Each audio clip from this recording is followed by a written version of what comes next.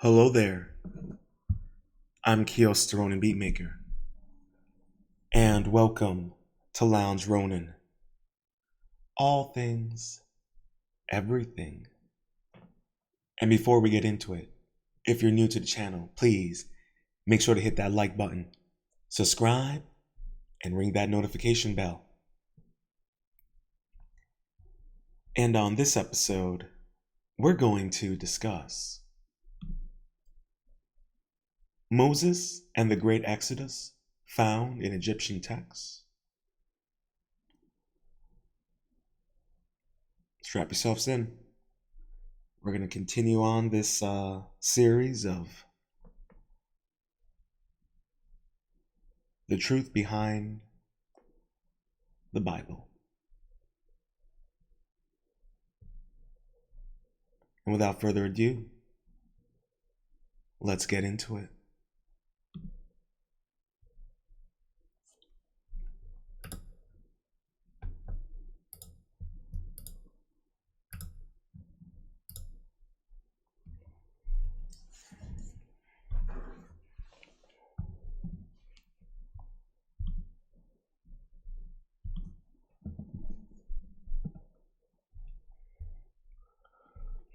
All right. This article was updated December 6, 2023 by Ahmed Osam. Egypt remembers. Where are the ancient accounts of the Great Exodus?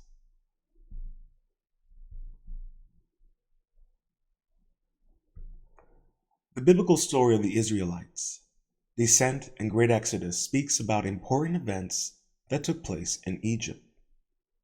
We should, therefore, expect to find records of these events in Egyptian sources. These events include the 7 years of famine predicted by Joseph, the arrival of his father Jacob with his Hebrew family from Canaan, the great plagues of Moses, the death of Egypt's firstborn, including the Pharaoh's first son, and the drowning of the Pharaoh himself in the Red Sea. All of these significant events related to the Great Exodus should have been meticulously recorded by the scribes who maintained detailed records of daily life. However, it is noteworthy that no contemporary inscriptions from the event period can be found that document any of these events.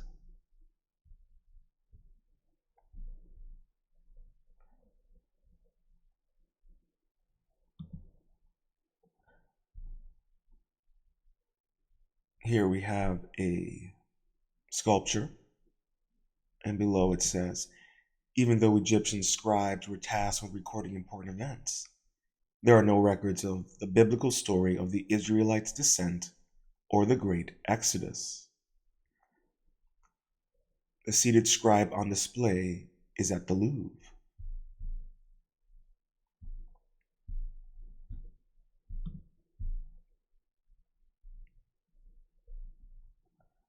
Unspoken history. The absence of the Great Exodus in contemporary records. In spite of this silence, the name of Israel has been found inscribed on one of the Firmanic stele, although with no connection either to Moses or the Exodus. However, although the Manetho stele locates the Israelites in Canaan around 1219 BC, it makes no mention of them previously living in Egypt or departing from it in a great exodus under Moses.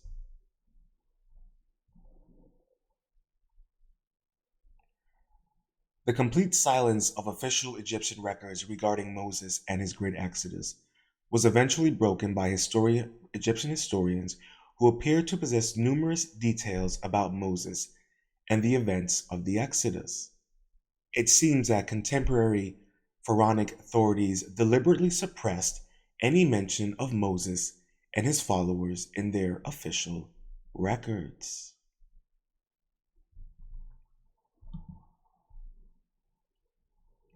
Here we have the Merkava stele, also known as the Israeli stele, is an ancient Egyptian inscription that mentions the Israelites and is housed in the Egyptian Museum in Cairo.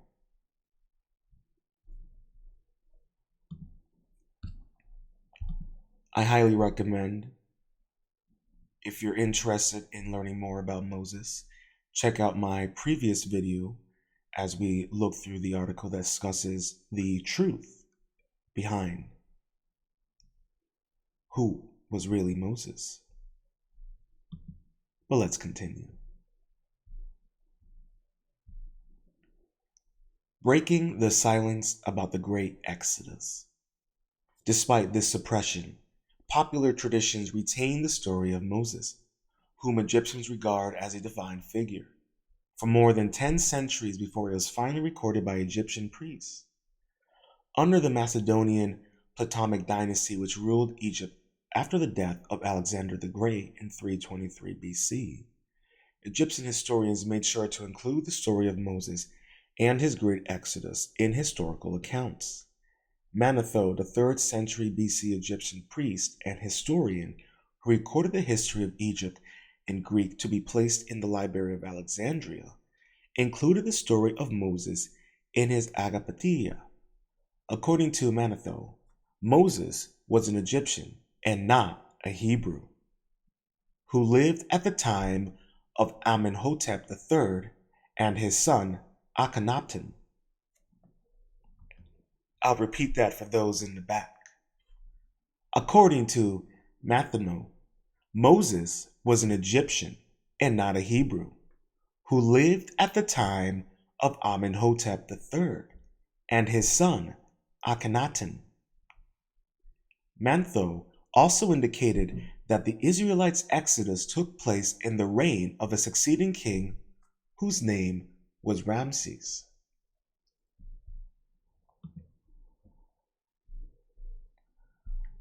Don't come at me, my Christian brothers and sisters. These are in the historical texts.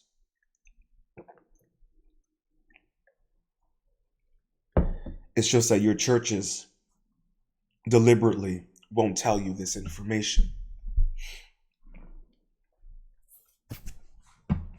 Domestication comes in many forms, especially for humanity. Let us continue. Here we have an image of a papyrus from the 5th century AD, suspected partial copy of the epitome. This was based on the Manetho's Agapetia, a history of Egypt by Manetho, which includes the story of the Great Exodus.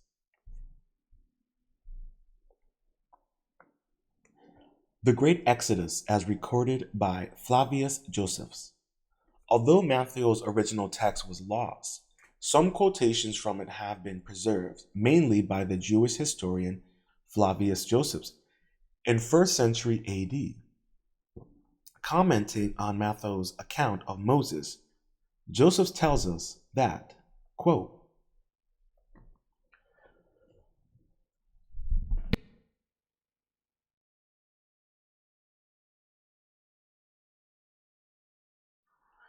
under the pretext recording fables and current reports about the Jews, he, Manetho, took the liberty of introducing some incredible tales wishing to represent us, the Jews, as mixed up with the crowd of Egyptian lepers and others, who for various maladies were condemned, as he asserts, to banishment from the country, inventing a king named Amenophis, an imaginary person, the date of whose reign he subsequently did not venture to fix. This king, he states, wishing to be granted a vision of the gods, communicated his desire to this namesake, Amenophis, son of Papis, Habu, whose wisdom and knowledge of the future were regarded as marks of divinity. This namesake replied that he would be able to see the gods. He purged the entire country of lepers and other polluted persons. Delighted at hearing this, the king collected all the maimed people in Egypt, numbering 80,000, and sent them to work in the stone quarries on the east of the Nile. segregated from the rest of the Egyptians. They included, he adds, some of the learned priests who were affiliated with leprosy. Then this wise seer, Amenoph, was seized with a fear that he would draw down the wrath of the gods on himself, and the king if the violence done to these men were detected. And he added a prediction that the polluted people would find certain allies who would become masters of Egypt for 13 years. He did not venture to tell this himself to the king, but he left a complete statement in writing, and then put an end to himself. The king, greatly disheartened. Against Apion by Flavius Josephus. End quote.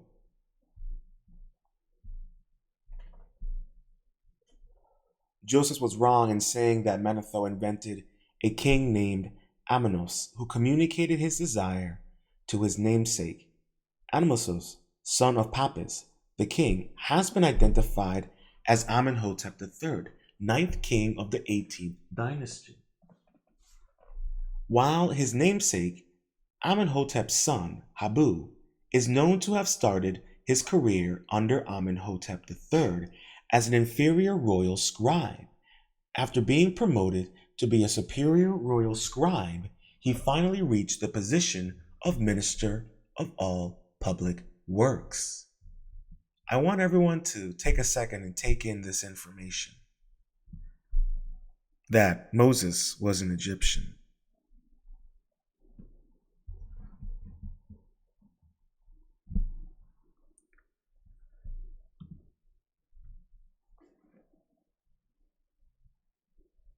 You know, when we do these deep dives, or I should say these light introductions, and oftentimes they do give us some deep information.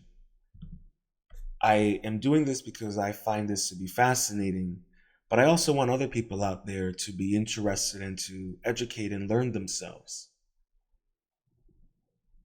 You know, we don't really know the truth of our history of humanity, nor do we really know the truth of our own religions, as it seems to be, especially when it comes to the current climate going on in the Middle East.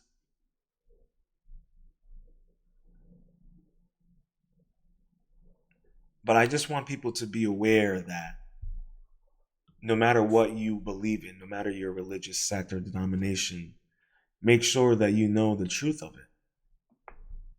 And to be able to wholeheartedly and honestly invest into the truth, no matter how ugly it may be or how uncomfortable it may seem. Let's continue.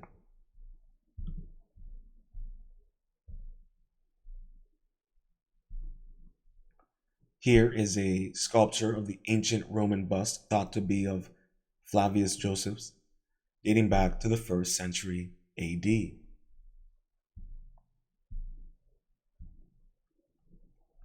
Understanding Manetho's record of the Great Exodus. On the other hand, Manetho's description of the rebels as being lepers and polluted people should not be taken literally to mean that they were suffering from some form of physical maladies. The sense was that they were seen as impure because of their denial of Egyptian religious beliefs. Joseph goes on to say that for the rebel leader's first law, he ordained that his followers should not worship the Egyptian gods, nor abstain from the flesh of any of the animals held in special reverence in Egypt, but should kill and consume them all. They also should have no connection with any save members of their own confederacy. After laying down these and a multitude of other laws, which were absolutely opposed to Egyptian customs, he ordered all hands to repair the walls of Avaris and make ready for war with King Amenophis.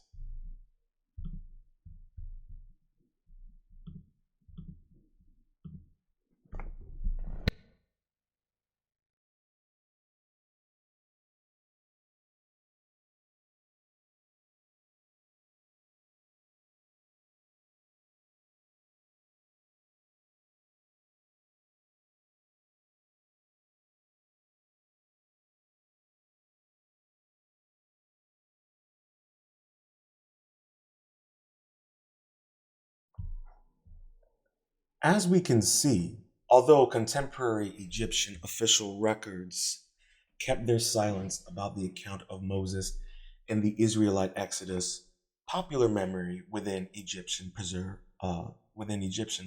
these events, and they were transmitted orally for many centuries before being put down in writing. These traditions told about Moses and Joseph, and also told about the shepherds who lived at the borders and were not allowed to enter the Nile Valley. Here we have an engraving, the relief of Akhenaten, discovered at Amarna, Egypt, dating back to the circa 1340 BC.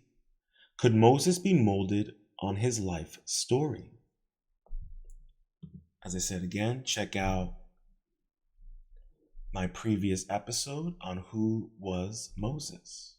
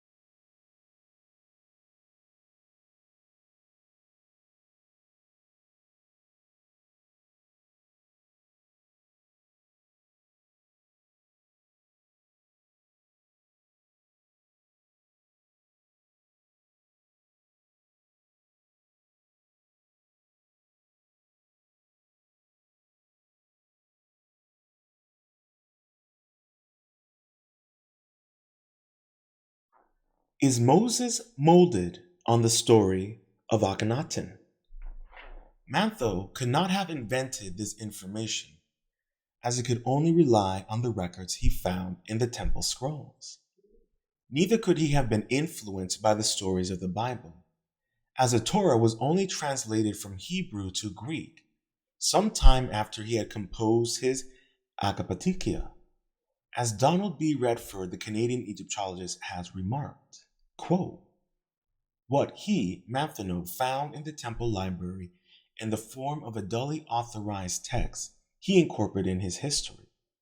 And conversely, we may with confidence postulate for the material in his history a written source found in the temple library and nothing more. Pharaonic Kings List, Annals, and Daybooks by Donald B. Redford. End quote. On the other hand, Manetho's dating of the religious rebellion in the time of Amenhotep III assures us that he was giving a real historical account. For it was during this reign that Amenhotep's son and co-regent Amenemhat abandoned traditional Egyptian polytheism and introduced monotheistic worship centered on Aten. Akhenaten, like the rebel leader, also erected his new temples open to the air facing eastwards, in the same way as the Orientation of the Heliopolios. This similarity between Akhenaten and the rebel leader pursued Donald Redford to recognize Manetho's Osphry story as the events of the Amarna religious revolution, first remembered orally and later sat down in writing. Quote, a number of later independent historians, including Manetho, date Moses and the bondage of the Amarna period. Surely it is self-evident that the monotheistic preaching at Mount Sinai is to be traced back ultimately to the teachings of Akhenaten. Egyptian Canon in Israel in Ancient Times by Donald Redford. Quote, end quote. I want to repeat that last part right there. Surely it is self-evident that the monotheistic preaching at Mount Sinai is to be traced back ultimately to the teachings of Akhenaten. Moses was an Egyptian. Just letting you all know that, in case you missed the translation. In his Pharaonic Kings list, Redford also confirms that, quote, the figure of Josephus Moses is clearly molded in the historic memory of Akhenaten. He is credited with interdicting the worship of all gods, and Apion of champion a form of worship which used open-air temples oriented east, exactly like Aten temples of Amarna. End quote. As for the standing point of the Great Exodus, while the biblical accounts give the city's name as Ramses, Matthew gives the name another location, Avaris.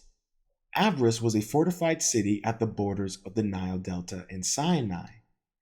It was the starting point of the road to Canaan, which had been occupied by the Asiatic kings known as Hyksos, who ruled Egypt from about 1783 to 1550 BC, when they were driven out by Ahmosis I. As the period when Moses lived in Egypt was identified under Amenhotep III, the starting point of the Great Exodus located at Avaris, and the pharaoh of the Exodus identified as Ramses I, it seemed like the road opened to start looking for historical and archaeological evidence to confirm this account.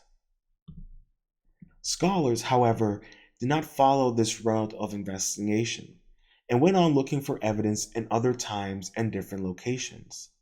Thanks to Flavius Josephus, who wrongly identified the Hebrew tribe, not with the shepherds who were already living in Egypt, but with the Hyksos rulers who had left the country more than a century earlier. Modern scholars dismiss Manetho's account as unhistorical. And that concludes Moses and the Great Exodus, found in Egyptian texts.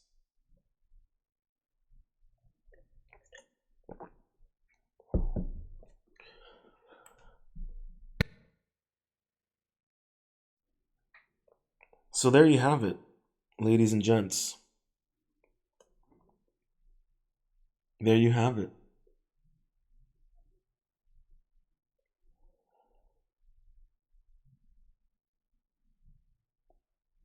You know, it's just fascinating to me. I can't get over how much we really don't know. I mean, Martin Luther King knew about this. He knew that the Bible was essentially, inspired and carbon copied out by through Egyptian texts.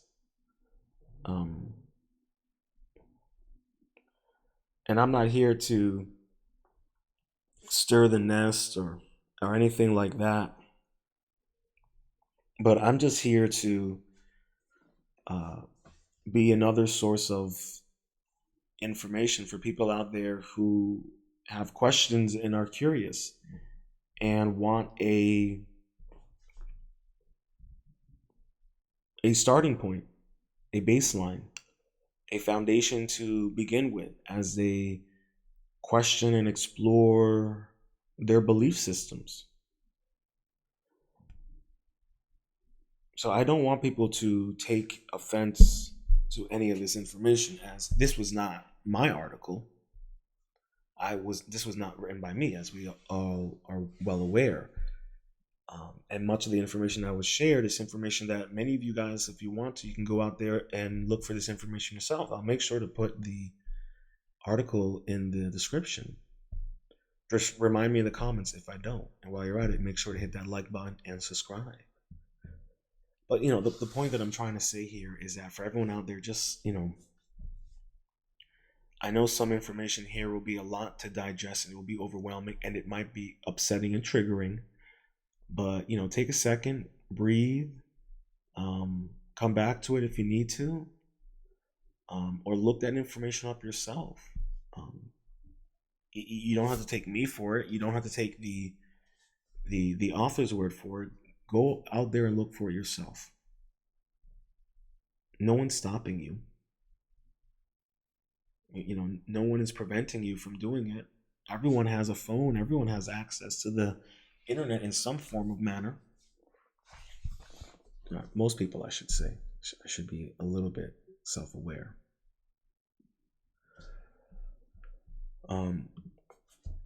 So, that's the whole point that I'm trying to get at, is that we are all capable of seeking out this information, and we're all capable of taking time and ingesting it and letting it simmer.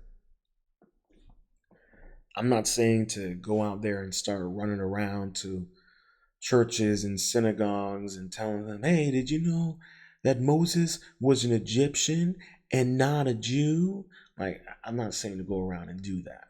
It's a little unnecessary, and right now in the climate that we're living in would probably cause some problems.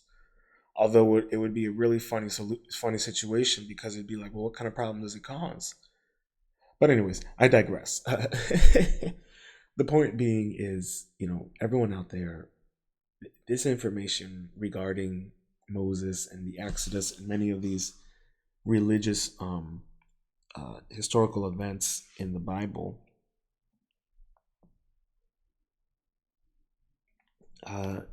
you begin to kind of realize that these stories have been told. The Great Flood was told in the Hindu text with Manu. That predates Christianity. So, what do you say about that? You can go ahead and look it up right now. Manu. The Great Flood. Same story. Noah. It's the same story. So I don't know what that means. That's for you to make up your own interpretation. I know what I believe. I know what my interpretation of it. And for me, as I've said in previous episodes of Lounge Ronin, all things, everything, make sure to like, subscribe, and hit that notification bell. What I've always said is that it's all the same. And the real question is, who is teaching us these same stories? Who created these various religions? Who went around the world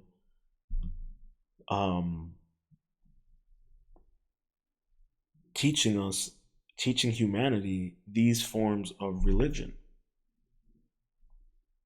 And what is the truth to these stories? In a series that I did on, you can check it out in my live stream playlist. Actually, you can check it out on Lounge Ronin. The Cascadia Countenance. It's about this massive kind of cataclysm that reshaped a portion of North America from this previous continent that no one knew existed until recently. And when I was reading that, at one point they talked about how there were people who documented this cataclysmic event that took place. And, when you look around, you look at some of the work of Randall Carlson, Graham Hancock, you begin to realize that there were people that were alive during these great cataclysms, during the last ice age and what have you. And, in our earlier series, when we talked about, Christ and how this story of Christ, predates pre-Diluvian cultures, that's pre-flood, you have to start wondering what is really going on, and how old are these religions that we are practicing, and not necessarily how old are they, but what inspired them, who were their predecessors. And when we begin to learn and uncover that aspect of our belief systems and of our history as humanity, we begin to better understand what it means to be human and what it means to believe and have faith. I hope you enjoyed this episode of Lounge Ronin. All things, everything. If you've made it this far, please make sure to hit that like button, subscribe, and ring that notification bell. And until next time, stay positive, stay focused, stay true, and much love.